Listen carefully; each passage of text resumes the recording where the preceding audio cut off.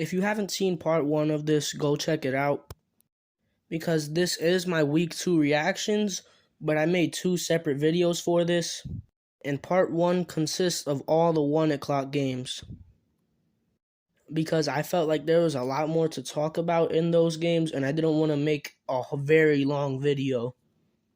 So go check that out. This video is covering all the 4 o'clock games, Sunday Night Football, and both of the Monday Night Football games. Now, I do want to say something. I didn't really watch most of these games. To be honest, I didn't watch too much football after all the 1 o'clock games. I mean, I had it on and I was watching it, but I wasn't like really watching it in depth, trying to find things to look at and take away. So I'm really not going to say a lot for most of these games. I'm just going to say as much as I know, which might not be too much. And honestly, this is probably how a lot of my week-by-week reaction videos are going to be. Because I obviously can't watch every single NFL game. So for some games, I'll have a lot to say. For some games, I'll have a little bit to say.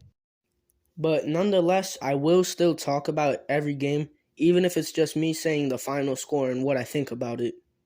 But anyways, let's get into it with the most recent games, both of the Monday Night Football games. So let's start off with the Bills versus Titans. I didn't watch much of this game because, well, it wasn't interesting. The Bills spanked the Titans. The final score was 41-7. What I did definitely see was Stephon Diggs going nuts. He had 12 receptions for 148 yards and 3 touchdowns. I mean, I really don't even got much to say about that. Stuff like that just speaks for itself. And that Josh Allen and Stephon Diggs connection is just something special. The Bills held the Titans to 7 points. Derrick Henry had only 25 rushing yards on 13 carries. Ryan Tannehill also played pretty bad. And I'm pretty concerned about the Titans this season. It looks like we might be seeing the start of Derrick Henry's downfall, which is pretty sad to see. Also, they have a lot of questions at the quarterback position. Ryan Tannehill has not been playing good, and I don't know if Malik Willis comes in this season and takes over as the starter. But yeah, the Titans are just very concerning. They don't really have much on offense other than Derrick Henry, and he looks like he's starting to decline. And also, I don't really know how good their defense is if they gave up 41 points. But yeah, the Titans are going to be a very weird team this year. And for the Bills, I mean, through the first 2 weeks, they look like the best team in the league. Their defense has looked outstanding. Their offense, I mean, they obviously look amazing. And if the Bills keep playing like this, I don't know how many teams realistically have a chance to beat them. Eagles-Vikings, I was actually kind of disappointed about this game. I thought it was going to be a lot closer and exciting than it actually was. And it wasn't that, unless you're an Eagles fan. But there are still some things that I have to say. First thing is that the Eagles' defense looked great out there. Their run defense was great. Dalvin Cook did not have that much of an impact on this game. And their pass defense was good too. Now, Kirk Cousins didn't play great, which he never does on Monday nights. But part of that might be because Jefferson was getting locked up the whole game. Justin Jefferson last week went off against the Packers. This week, he didn't do much crazy. He didn't play too good. And this is because the Eagles were taking what they have, which is a very good cornerback in Darius Slay. We all know Darius Slay is good. He's like top 10. And they sticked him on Jefferson, and Jefferson couldn't do much. I mean, there's nothing more I got to say about Darius Slay. He locked up Justin Jefferson. He got 2 picks. If I had to give player of the game to anybody there, it would probably be Darius Slay. Oh, and this is just something to add in. Earlier, I said Dalvin Cook didn't have much of an impact on this game. Dalvin Cook literally didn't do anything. He had 6 rushes for 17 yards. And this sucks for me because I have Dalvin Cook on my fantasy. But it really didn't matter because I was losing by 50 anyways because I benched Jalen Waddle. Yeah, I just had to mention my fantasy team real quick. But the Eagles also looked very good offensively. Specifically Jalen Hurts, man. Look, I said he was going to be the breakout player of the year. And so far, he's looking very much like that. He completed 26 passes out of 31 attempts. threw for over 300 yards, and he only had one passing touchdown combined with an interception. But in my opinion, that is still a very good game. He is seriously improving as a passer. That is a scary sight for the league. Going into this game, I thought the Eagles wouldn't be able to have much success in the run game, but I was wrong. They still did very good in the run game. Miles Sanders had 17 carries for 80 yards. Jalen Hurts obviously did very good there. And receiving-wise, everybody on the Eagles did good. Dallas Goedert, Devonta Smith, A.J. Brown, Quez Watkins caught a touchdown. Yeah, I really like this Eagles team. I've been very high on them. And honestly, the way things are looking, the Eagles can probably win their division. And I don't want to sound too crazy now, but imagine a Bills vs. Eagles Super Bowl. Imagine how wild that would be. Alright, now let's take it back to Sunday, to the Sunday night football game, Bears vs. Packers. I don't have much to say about this game.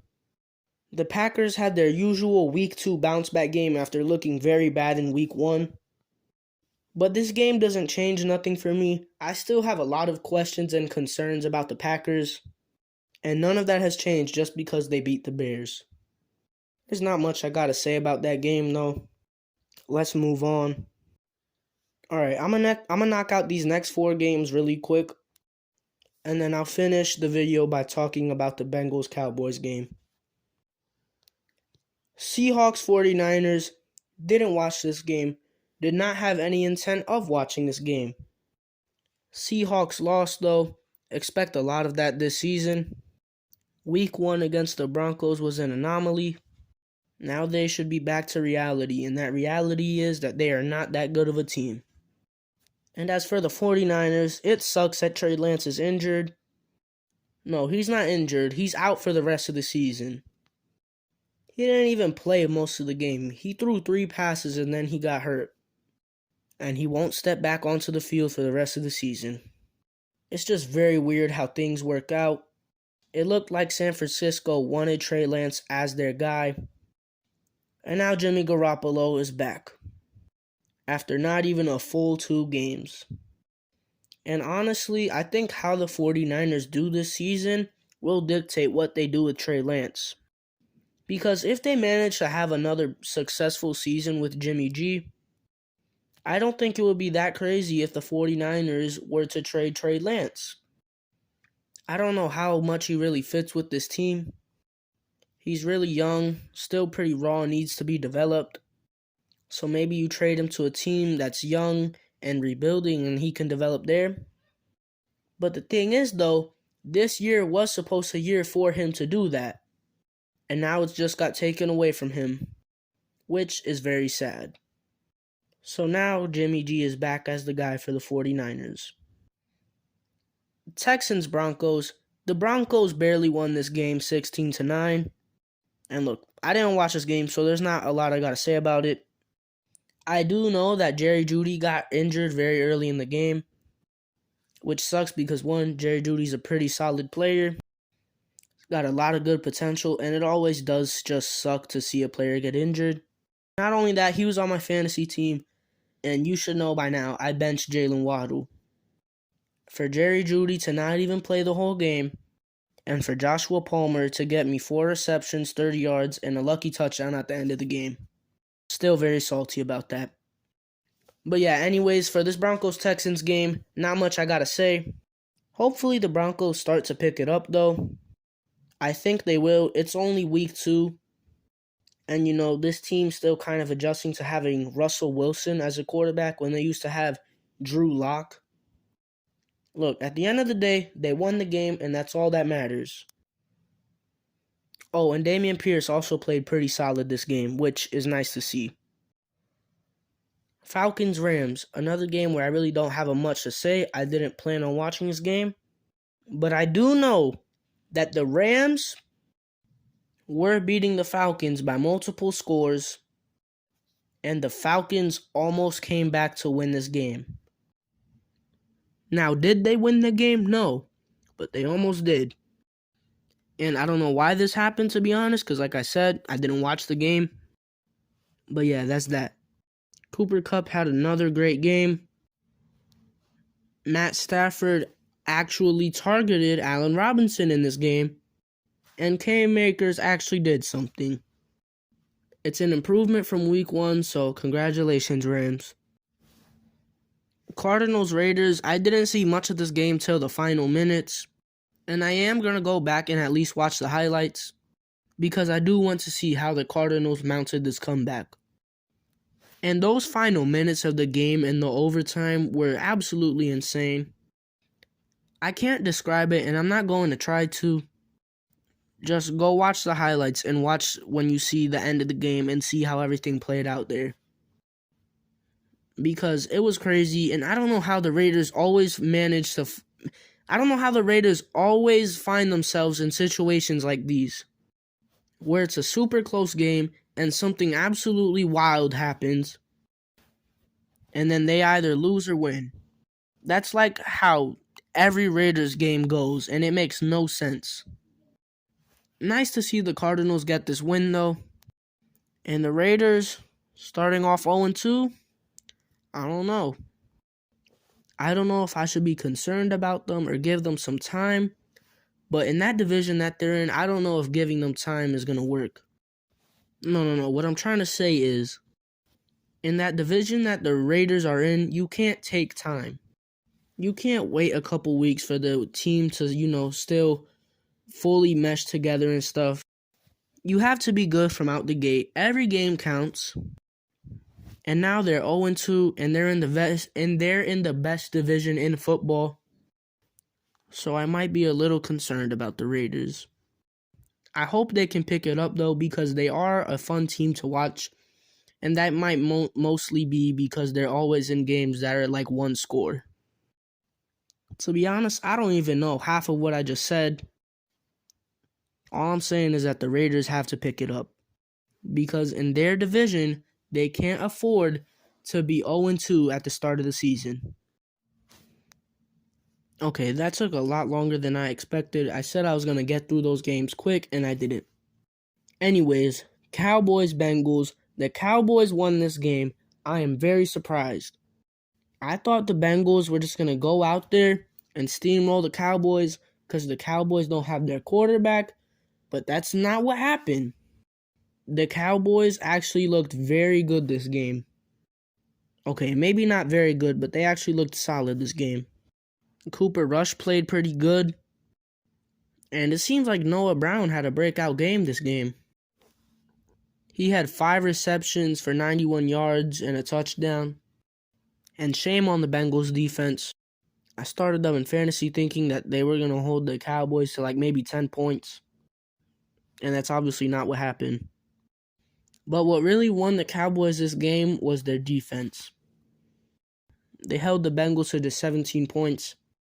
And Joe Burrow was getting pressured the whole game. Micah Parsons had another big game with 2 sacks. So far, my Defensive Player of the Year prediction for him is looking pretty good. If the Cowboys actually finish pretty solid this season with like maybe 11 wins, I think he'll get that award. If he keeps playing like this. It doesn't matter. The Cowboys defense played very good, which I was expecting. I mean, since they don't have their quarterback, their defense just automatically has an added amount of pressure. But the Bengals offense just did not look good. Mainly their offensive line, and that is going to continue to be the biggest problem for the Bengals until they fix it. Because Joe Burrow can't be getting sacked and pressured every single game. The Bengals have a lot of good playmakers, which is what wins them their games. But if Joe Burrow doesn't have any time to throw to his playmakers, then nothing's going to work out. The Bengals look concerning. They are 0-2 and they're currently last in their division. I hope that they can get things together because I do love watching the Bengals play. I love Joe Burrow. I love Jamar Chase. I love T. Higgins, all of them. And they're fun to watch, but they just simply aren't going to be if their offensive line keeps playing bad. But yeah, that's all I got to say. Hopefully the Bengals can get it together, and shout out to the Cowboys. They played surprisingly well that game without Dak. I almost forgot to do my team of the week. My team of the week. So here it is. Quarterback, I got Tua. You know what he did.